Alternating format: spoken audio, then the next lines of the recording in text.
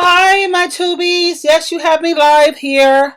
I didn't want to do pictures today because I look atrocious. As you see, I look kind of crazy. But that's okay. Like I said, we could do crazy together. And I have such a treat for you here today. Oh, yeah. Oh, yeah. You're going to love this. You're totally going to love this. I want to introduce you to Jay Charities. Charities. The way he talks and explains things, honey, you're going to love it. Okay? He also has his email address. It's yourbigbrothej@gmail.com, along with his phone number, which is 305-300-2512. And what we're going to talk about, what is narcissistic abuse? I haven't heard it expressed this clearly in a minute. After you exit these type of relationships, you are so used and bruised up. You don't have, it's like you don't even have the strength to walk on in life. What life? For the last couple of years, my life was all about you. And when you took you away from me, you took my everything. And it was all done on purpose. You are drained. Narcissists need something called narcissistic supply. And we do know what that is, right? I know a lot of people can identify with what he's saying. I can't really identify all like as 100% as much as I'd like. I don't make nobody, no human on the planet, my everything. I put all of my me into you and all of this. Not this gal. But I like playing this and I like listening to him because I know there's so many out there who they have. They make their marriage, they make their partner like their whole life. I've never understood that. But then everybody's different. Let's continue. It comes in the form of compliments, of adoration, of praise. And once you are not that for them, or you're not there to give them that, they do not want you, nor need you, nor desire you. It looks like they desire you a whole lot. They desire your adoration, your praise that you give them, your honor you give to them, your selflessness that you give unto them. You give. Can you understand what he's saying? They want you to adore them, to constantly applaud them, to give them admiration. I mean, what human being on the planet don't want to be appreciated? What human being on the planet that's mentally healthy don't like being adored as long as it's healthy? Me personally, the most important thing to me is for you to value me. I don't care about validation. I don't care about adore me. I don't care about constant praise. But you have got to value me. When you value something, a diamond ring, and let's say I give you a diamond ring that costs $1 million, that's valuable. What you going to do with that? You're going to take good care of it, right? You're going to appreciate that. Am I correct? That's my big qualm. And I keep in mind that Jay Charities, he was the one who was discarded. So he's very upset. He's hurting. And the way he expressed himself is something that we could all identify with. I wasn't discarded, but I do the discard. Come on, you guys see my videos. You see my personality, right? No, I'm not going to sit up here and let nobody sit up here and devalue me or treat me like I'm not worth much of nothing. I'm not letting nobody sit up here and cheat on me either. That's just not going to happen. You cheat on me, you better pray. Pray that I don't find out about it. Let's listen to Jay Charities. Your life source. You give them your blood. You give them your time. What? You give them your money. You give them your everything, your love, your compassion, your empathy. You give that to them. And you... Would you not say that this guy gave like way too much? Now, I have given money and helped my ex-narc. When I met him, he didn't have no job. He didn't have no car. He didn't even have a place to live. He was in some place trying to pull himself and get it together, a shelter, something, whatever. And I helped him financially. Of course I did. I work in the legal field. I was in a position to, no, actually I was a paralegal at that time working at a law firm, but the law firm went out of business, long story. But yeah, I helped him out because I saw that he had potential. And I'm not a fool like that. I mean, I remember my narc, yeah, I gave him a lot of my time and a lot of my energy. That's something you can't give me back. I remember when he had surgery on his butt because he had all this stuff oozing out his butt. Probably from some dirty, nasty filthy piggy women that he done laid up with, and they gave him all kind of whatever. And then I remember he had his gallbladder removed. He needed someone to take care of him for that. Who was on the job? Right here. Okay? And then I remember when he had his bowels locked. He was in the bathroom crying like a biatch. Oh my God, my butt. I can't do this.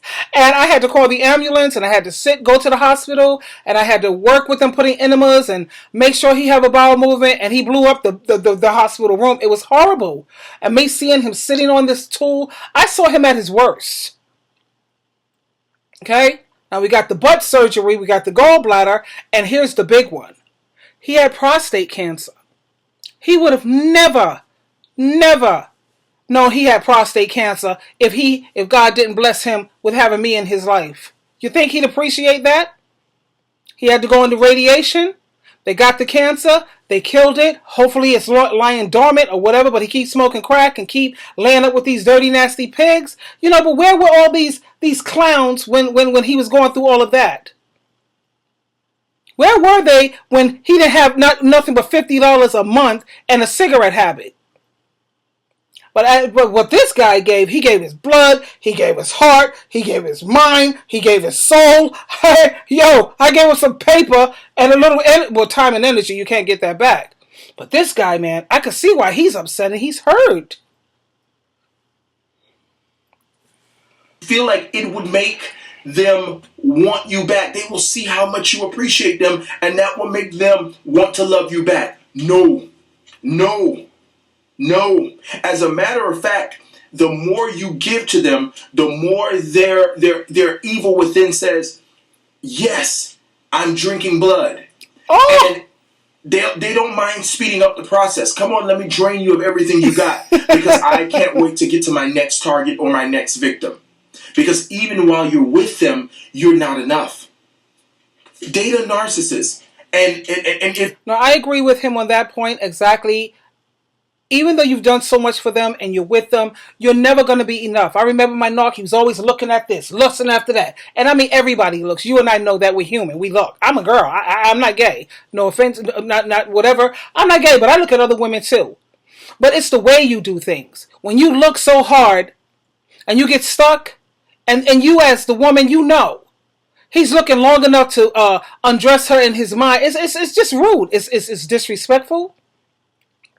And it didn't make me jealous. It pissed me off. But that's supply for them. But I never let him know. I would come to the house and talk calmly to him and let him know how that made me feel. And that's a big mistake. Don't let them know that something bothers you, because they're going to use that every chance. But that's okay, because he saw what happens when you want it. Really? Okay. Look at where he's at now. If you're a guy or a girl, there's always another guy or girl that their eye is on, even while they have you and they're drinking your blood. They'll live at your house and still date other people. They'll get an apartment with you, but still have their eye on another, because you are not enough. They drink your blood, but they want more blood. They want more. They're vampires, and you live in hell with them. You do. You live in a living hell. Did you check out my video when I said that these narcissists are nothing but blood vampires? It's true. It's totally true, and it's ridiculous. And this guy, if you can see, his name is Jay Charities. He have a couple of other videos. I would recommend you go to his channel, along with give him a call. And don't forget his email address, yourbigbrodherj@gmail.com. Yeah, because he's hurting. You know what I'm saying? So, if nothing else, I hope these videos help you, because this is what I needed, and I still need now on my way. I hope it's a support. I hope you can see a different face that says, me too. Me too. Me too. I was done like this too. It happened to me too. And you are not crazy. You are not strange. You are not needy. No, you are not obsessive. Because they make you feel all these feelings. You almost start checking yourself like, am I desiring too much? In the last stages of my relationship with the narcissist and his mother, okay? Because you got to know something. These people have partners in crime sometimes. And I could not believe this. But I was told that I was crazy for calling once a day Don't call him because he has a busy life. I'm your partner. I can't call you once a day. But that's how fucked up I was. And I was living by... Oh, I don't condone the... But yeah, the calling once a day. And I know you said you're his partner. But if you look at my previous videos, I think I made it clear about people constantly calling me. If you don't have nothing important to talk about, you're calling me every day. Why? Is it something important? My narc used to call me constantly, and I hated that. It annoyed me. And I know that he wanted to call his partner every day, every single day. And I mean, how much can you have to talk about every single day? How much can you have to talk about? But that's just me. Maybe I'm cold. Maybe I'm aloof, or I don't know. No, I'm just pretty much not into too much nonsense. And not only that, it's because I know that that's the game that these narcissists use to try to get you used to them calling. And then when they don't call, you be all sitting up there all antsy, and you're all distraught. So I don't like to set myself up like that. No, you will not be calling me every day. And no, I'm sorry. And no, you cannot. Sorry. What time is it? It's 10 o'clock. People are not supposed to call your house after 10. Rejected. I mean, really, it's 10 o'clock. Really. Anyway, that's called common, class. You don't call people's house before 10 or after 10. Anyway, unless my narcs need to talk, yeah, you don't sit here and try to make me dependent on and relying on you to call me every day, and that's a game too. So but he seems like he's very sensitive. Narcissist, a narcissist, a baiter, a user, a manipulator, a scam artist. That's what they are. Yes, they are. And accepting that. I never want to call anybody because coming from a Christian background, you don't want to put anybody down. Everybody has love and light within them. I don't know about that anymore. A user, a scam. If there's the love of God inside their heart, listen, I can't see it.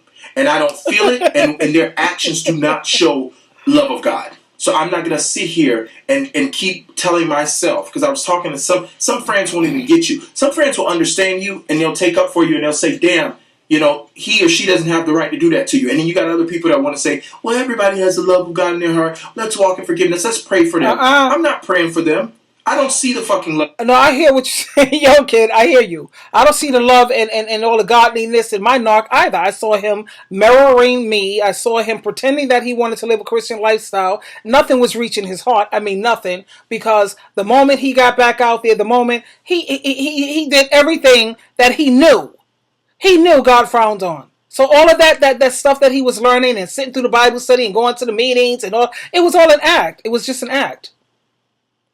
No, there's no light in him. There's no Christian nothing in him. It was just a act.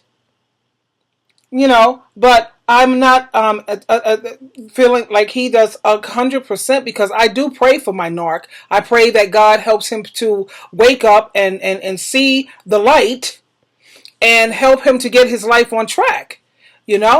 Because you're supposed to, that's what our Heavenly Father said. That's the hardest thing in the world to do. Am I right? To sit up here and pray for people who have dogged you or treated you like garbage or totally disrespect you, devalue you, tried to run game on you, tried to destroy you. And then you go up here and you got to pray for them, and I do.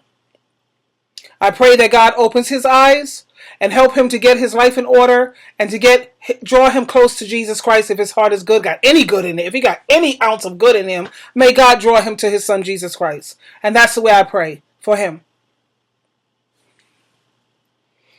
Of God in their heart. I don't see it. I don't feel it. They scammed me. Whoa. And for now, I need to acknowledge that so that I can get this fucking confusion out of my head, because this relationship makes you feel like I love you one second, I hate you, because I love you and you act like you're in love with me, but then you turn around and you scam me and I find out about it and you say goodbye. And then it's like, wait, but what was the other night when we were walking on the beach and holding hands and you said I want to spend the rest of my life with you? It was a scam. Yeah, it was a scam. Yeah. So if I'm sitting here trying to imagine you to be the angel of God and oh, you got the love of God, and then I'm feeling like it's okay for you to scam me. And it's not. It's not. So for now, I'm just gonna. And I know what he's talking about. I'm supposed to be feeling like the love of God and all of this. He's probably freshly hurt, you know. And like I said, that's why the more you forgive them and the more you pray for them, the bigger your blessing is. You know, the bigger your blessing is. You know, he's very hurt, very very hurt. Not that we can blame him. I mean, come on, let's keep it real. You know, and it's hard. Like he said, it's hard to pray for people who have scammed you, people who have hurt you, people who have tried to do all kind of hurtful things to you, had no appreciation, tried to hurt your family, tried to get you away from your friends and trying to isolate you so that they can abuse you and you have no one to rescue you, which I don't need rescuing, he need rescuing. But anyway, you know where I'm coming from. Let's finish up. And I know some of you out there can feel me on this. I'm just gonna call you evil. And I'm Wow. gonna be okay with that because I need to get an identity back too of power. Because they disempower you. You're even afraid to say something negative about them. You're even afraid to not and what if and not even negative. You're afraid to say what they've done to you. You're afraid. You find yourself walking on eggshells. So I just want to let you know you're not alone. All right. And that's what he says. You're not alone. I don't think I'm afraid to tell them what they've done to me. As long as what I'm saying is based on the truth, there is no fear. But everybody's not like me, you know. They're not, you know. I can't put up with such foolishness and people trying to hurt you and all this evil and all, like he said, they are evil. But the reason why I stand by what I said when it says to pray for these people, because God, every time you do things, check this out. You never notice when you do things God's way, how things always turn out correct? So when God says forgive these people and to pray for them, of course we want to see justice executed. It's not like you wishing harm for people, but yeah, we do wish for justice. That's one of God's attributes. Wisdom, power, love, and justice. At the same time, what did our Father tell us to do? To pray for these people. These you call the people anyway he was supposed to pray, and that's what we do because we know that God said to do it. So hey, he's never wrong. Anyway, dolls, we're going to share another one with you. It's called Narcissists Lie About Your Worth. And this is with Jay Charities again. And we're going to do that, darling. So hang out there with me. You always have a choice. I love you so, so much. Do things God's way, honey. I know it's hard. It ain't always easy. But I promise you, it's always going to work out for the best. Sheila True Love, and we'll talk again.